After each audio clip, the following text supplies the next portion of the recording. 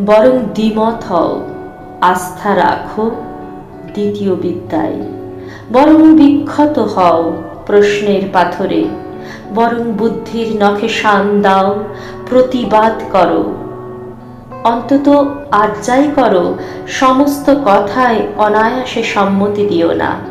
কেননা সমস্ত কথা যারা অনায়াসে মেনে নেয় তারা আর কিছুই করে না, তারা আত্মবিশ্বাসের পথ পরিষ্কার করে।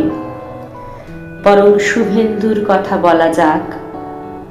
শুভেন্দু আর সুধা কাল মনোবাক্যে এক হতে গিয়েছিল।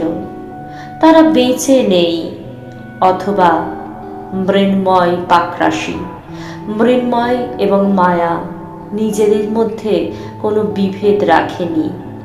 তারা বেঁচে নেই, চিন্তায় একান্নবর্তী হয়ে গিয়ে কেউই বাঁচে না। যে যার আপন রঙ্গে বেঁচে থাকা ভালো, এই জেনে মিলিত মৃত্যুর থেকে বেঁচে থাকা ভালো। এই জেনে তাহলে দ্বিমত হও, আস্থা রাখো দ্বিতীয় বিদ্যায়।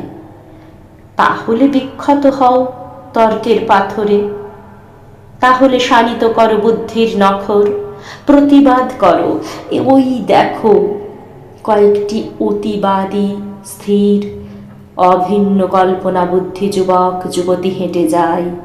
পরস্পরের সব ইচ্ছায় সহজে ওরা দিয়েছে সম্মতি। ওরা আর তাকাবে না ফিরে, ওরা একমত হবে, ওরা একমত হবে।